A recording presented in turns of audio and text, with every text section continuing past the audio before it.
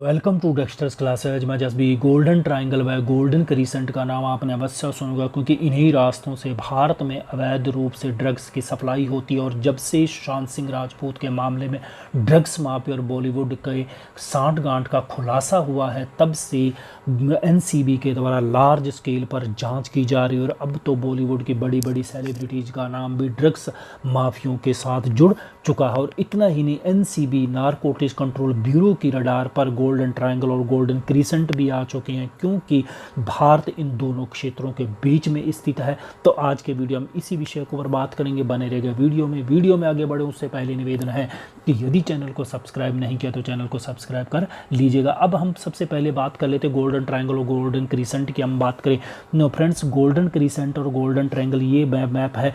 तो अफगानिस्तान, पाकिस्तान और ईरान को गोल्डन क्रीसेंट बोला जाता है। और इधर से यदि हम बात करो, कुछ क्षेत्रों को हम सेंट्रल एशिया को भी हम इसमें शामिल कर लेते हैं। इसके अलावा हम गोल्डन ट्रायंगल की हम बात करें तो ये पूर्वोत्तर के राज्य हैं, जैसे लाओस है, थाईलैंड और म्यांमार है। इन तीन देशों को प्रमुख रूप से गोल्डन ट्रायंगल में शामिल किया जाता है। कभी कभी हम वियतनाम को भी इसमें शामिल किया, क्योंकि यहाँ के भी कुछ आउटफिट्स हैं जो सप्लाई ड्रग्स की भारत में करते हैं। तो इतना ही नहीं, अब यहाँ पर हम बात कर लेते हैं कि यदि हम गोल्डन ट्रायंगल की हम बात करें तो इसमें ये 3 देश आते हैं, और इसमें भी लगभग 3-4 देश और लगभग दूसरे सेंट्रल एशिया के देशों को भी शामिल कर जो भारत इनके बीचों बीच में स्थित है।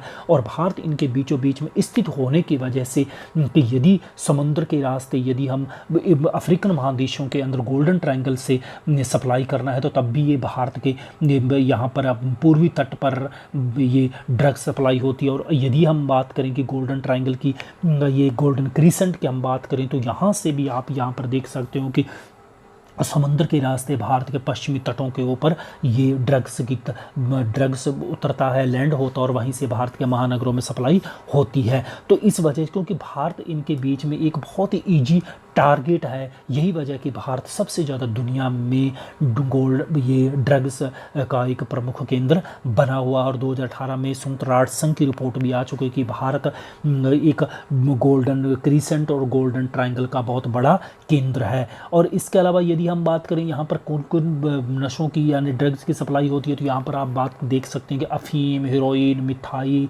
डीलिन, डाईऑक्सी, मेथाम्फेटामाइन, भांग, गांजा, कोकीन जैसे घातक ड्रग्स अवैध रूप से इन्हीं रास्तों से ही सप्लाई होते हैं। और इसके अलावा यदि हम बात करें कि सबसे पहले यदि थोड़ी सी यदि हम हिस्ट्री की हम बात करें तो इस सबसे पहले यदि अफीम की या भांग गांजा की हम बात करें तो सबसे ज़्यादा पहले नाता रहा है चीन का। यानी गोल्डन ट्रायंगल की हम बात करें तो इनकी हम बात कर रहे हैं।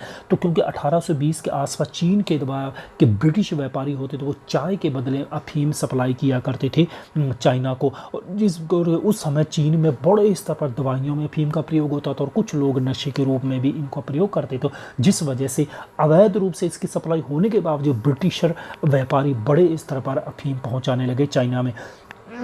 सॉरी। और इससे क्या होता था, चीन में नशे की लत लगी और इसी वजह से इस लत को छुड़वाने के 1839 में चीन के तत्कालीन राजा थे डाओ ग्वांग, उनके द्वारा नशे के खिलाफ युद्ध छेड़ा गया, छापेमारियां की गई और नशे को जब्त किया जाने का। इससे क्या हुआ कि ब्रिटिश व्यापारियों को बड़ा नुकसान होने लगा और 1800 और फिर ब्रिटिश सेना के द्वारा चाइना के ऊपर हमला किया गया। उसके बाद में 1842 में ब्रिटिश और चाइना के बीच में समझौता, जिसमें ये तय हुआ कि व्यापारियों के लिए मार्ग खोले जाएंगे, ब्रिटिश व्यापारियों के लिए चाइना में बंदरगाह खोले जाएंगे, अफीम कारोबार को जो नुकसान हुआ उसके लिए चाइना के द्वारा भरपाई की जाएगी। लेकिन वो अलग बात है कि एंड में लास्ट में जाकर चाइना के द्वारा नशे के ऊपर कंट्रोल किया गया। लेकिन उसके बाद में क्या है कि फिर ये गोल्डन ट्रायंगल के ऊपर सबसे ज़्यादा फोकस होने लगा और गोल्डन ट्रायंगल एक बड़ा नशे का एक केंद्र बन गया और यहीं फल फूलने लगा। और ये फिर भारत के साथ जुड़ा होने की वजह से ये क्षेत्र आसानी से भारत में इस ड्रग्स की सप्लाई होने लगी। यही वजह है कि 2018 की एक रिपोर्ट में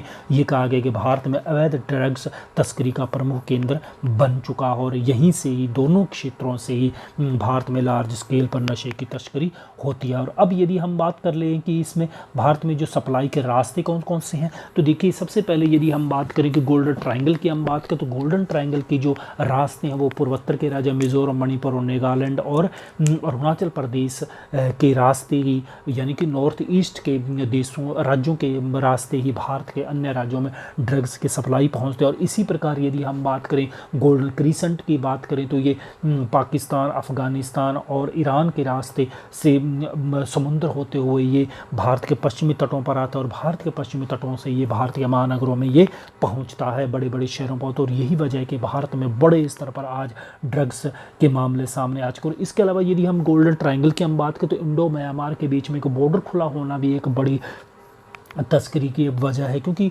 भारत और म्यांमार के बीच में 16-16 किलोमीटर की दूरी के बीच में बिना वीजे के लोगों को आने जाने की सुविधा, क्योंकि यहाँ के पूर्वोत्तर के राज्यों और म्यांमार के राज्यों के बीच में एक ये भी बड़ी वजह है कि यहाँ पर सामाजिक और सांस्कृतिक संबंध बहुत गहरे, और सामाजिक और सांस्कृतिक संबंध गहरे होने की वजह से लोगों के बीच में 16-16 किलोमीटर के बीच में आसानी आवाजाही। और इसके अलावा यहाँ के पूर्वोत्तर राज्यों के जितने भी नक्सली हैं वो म्यांमार में बैठकर भारत के खिलाफ असंवैधानिक गतिविधियां चलाते हैं, और उनका भी बड़ा कारोबार है अवैध रूप से नशे की तस्करी का, और ये भी एक बहुत बड़ी वजह बताई जा रही है। तो ये आप यहाँ पर गोले सर्कल में आप यहाँ पर देख पा रहे हो कि ये भारत के बहुत नज़दीक होने की वजह से ही यहाँ से आसानी से भारत में ड्रग्स की सप्लाई हो जाती है। तो ये था फ्रेंड्स हमारा छोटा सा आज का वीडियो। उम्मीद है वीडियो पसंद हो तो लाइक कीजिएगा, शेयर कीजिएगा, चैनल को सब्सक्राइब नहीं किया तो चैनल को सब्सक्राइब कर लीजिए। मिलता हूँ इसी प्रकार का वीडियो के साथ। वीडियो सुनने के लिए बहुत बहुत धन्यवाद।